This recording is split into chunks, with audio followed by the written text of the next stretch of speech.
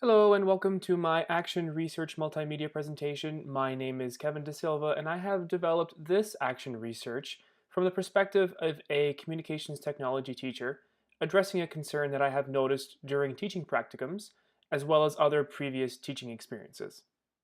In essence, students struggle with completing their work on time while using a computer. Now, yes, there are many determining factors for late or sloppy assignments, such as mental health concerns, learning disabilities, or just a disinterested approach to the content. However, through my personal experience and research, there are a few reasons that remain constant. One in particular, there are too many distractions. Students today face the ultimate paradox. The same devices that help students complete their work are also their biggest distraction from getting work done. This is very true in most schools today, and if there is technology somewhere in the room, students will generally gravitate toward it.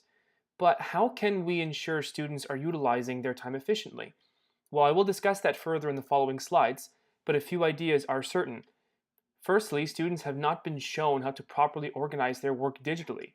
And second, they have not been taught how to properly manage themselves, more specifically their time, in the most efficient way. Which brings me to my research question.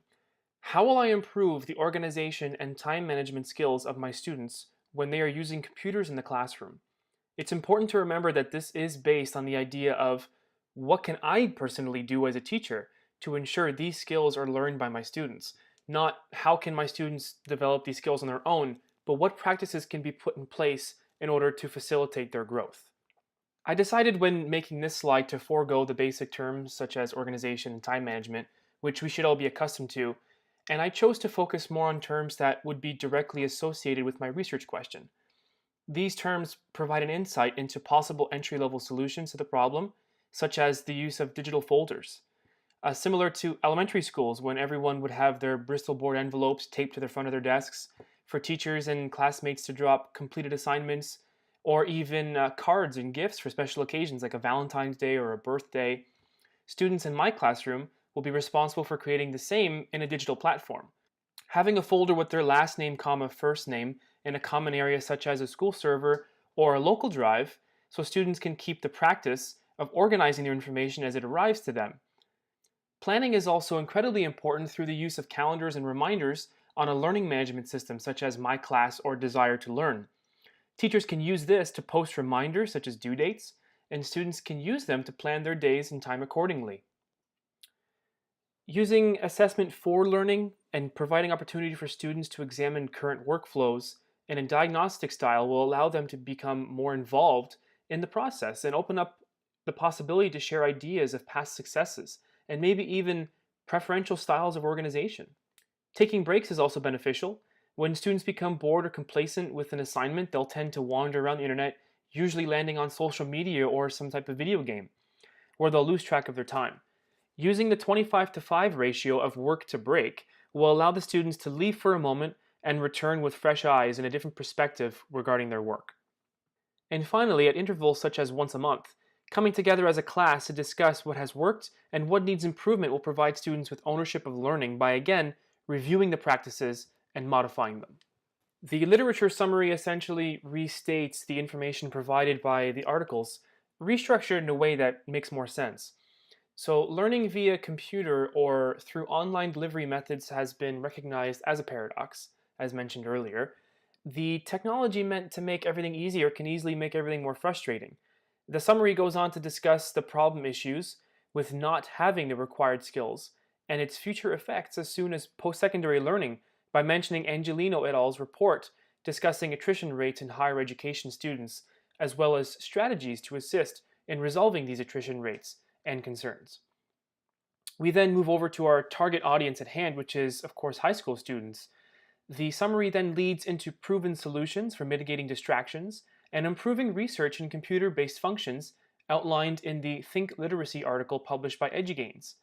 Along with the strategies, there is a distinct four-step process which can be used in classrooms to assist students while they browse computers, which includes thinking of keywords, people, places, objects, and other specifics that are directly related to their research. Students can then form a list of key ideas and phrases that describe the problem or the topic as specifically as possible. Other tools such as the find or the find in page functions present in most browsers and computers can then be used once an article or folder has been found, which students can input their keywords they jotted down earlier to help narrow down or skim documents that can easily reach over 100 pages. Finally, and honestly, I believe the most important one, using the technique students have been accustomed to and preached to when taking a test. If something gets you stuck, just move on to the next one and come back to it. You may be able to return to that with some fresh eyes, and you may be surprised to discover your answer is much easier than anticipated. The summary then discusses the implementation of Google's cloud-based learning tools and the benefits that were discovered rather quickly by students and teachers. Students can appear to lack specific and important skills related to computer use in the classroom, but by utilizing the strategies discussed in the annotated bibliography and the current literature summary, students will be able to effectively develop a more sound understanding of digital organization as well as time management habits, which will prove beneficial in the future. So now with the research out of the way, how will I implement these research-based solutions into a classroom? What techniques and data collection sources can be used to ensure the techniques are functional? And if they're not, how can we know and how can we improve upon them? This slide includes a graph which directly relates my data sources to the reasoning behind them. For example, one of my data sources is to ensure the practices are working can be observations and conversations with students.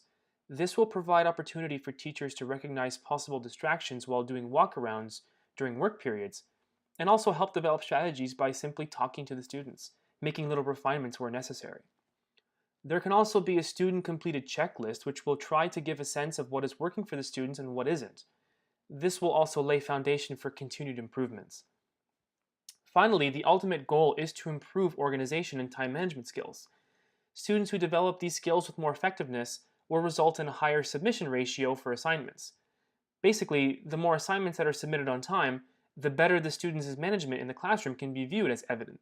Now we move over into triangulation, where there is listed on the far left of this chart a phenomenon which has been stated quite a bit throughout this presentation, and that is students' time management and organization skills when using a computer. The first data source displays the use of a questionnaire completed by students once a month. The questionnaire will contain 5 closed questions.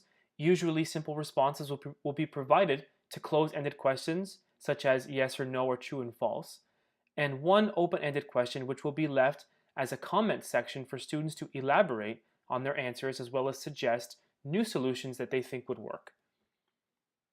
The second data source will actually be a teacher questionnaire completed by colleagues who utilize computer-based learning in their classrooms. The document will consist of 5 questions relating to time management as well as a rating scale for teachers to complete based on the information included in the chart. Timely assignment completions, responsibility, knowledge of basic computer software, and self-regulation during work periods. Now, each rating scale will be measured out of a total of 10, with included areas for comments beneath each criterion. Now, you may be asking, why do you think it's relevant to have data collected from other teachers? They're not going to be using the same software or performing the same actions as I would in a communications technology class. So why does this matter? Well, the whole idea of this is it provides validity and uniformity among professionals. So this can ensure students are able to learn the best practices available. This also creates a whole school approach by increasing the participants' population outside of just your classroom. Finally, the reason we work in teams to conduct action research is because each individual may approach and have a differing perspective of an issue than the person that sits next to them. New solutions and possibilities can be discovered and implemented to better help our students develop their skills. Finally, a teacher journal will be completed once per month to act as a reminder to review current practices as well as research new ones. The journal will also provide opportunities to reflect on student questionnaires. The participants will obviously include students in the classroom as a whole and not specific student sampling groups. However, there may be opportunities for further refinements based on individualized circumstances, such as IEPs and learning disabilities, as those students will require specific measures to be taken and more modification to practices currently in place. The teacher questionnaire will be presented formally to select students who use computers via email. The email will very clearly state the request for assistance and their cooperation to complete action research. Should teachers respond positively, a follow-up email will be sent which will include the questionnaire. The teacher journal will be completed digitally to easily translate information from digitally completed questionnaires into journals. These will be saved locally onto teacher-specific computers. And as well, it's worth noting that all contributions to the research made by students and colleagues will be completed on school property using professional and formal practices. Ethical considerations will be taken very seriously during this action research. As mentioned earlier, all research will be contributed formally and professionally. Ensuring this will be through the use of Google Forms. The reason I chose to use Google Forms is the interaction with all of Google's ecosystem. However, more importantly, it does not require any identifying information to be collected from students, so they can submit all of their responses within 5 minutes completely anonymously. This in turn eliminates the need for parental consent to take part in the study. As well, stating that the answers and data collected will only be used for action research purposes and will not be shared with others is crucial. And finally, being willing to accommodate questions regarding this research is important, as well as being open and honest and understanding if a participant does not want to take part. Finally, there is an included timeline of how often the data will be collected and when. I displayed the notion of this study being a year long to allow for the most modification, but should the responses become stagnant and the results hoped for, which were mentioned earlier, come to fruition, the study may be cut short. But for now, it's going to run between September to June. Student questionnaires and teacher journals will be completed at the end of each month, but teacher questionnaires will be completed once per semester to gain a more overall understanding rather than an idea of specific occurrences.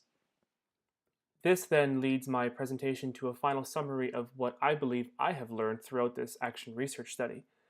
I believe this action research study that I have built provides the foundations for my students to develop proper practices with respect to digital organization and time management through prior research by topic experts. Additionally, I believe this study allows myself as an educator to further understand that all students will learn material differently, as well as acknowledge the fact that at times our practices may not provide the most ample opportunity for learning. We then must be willing to adapt to our students in order to create the best learning environment for them. I appreciate everyone for listening, and I welcome any critique and feedback you may have, and thank you again.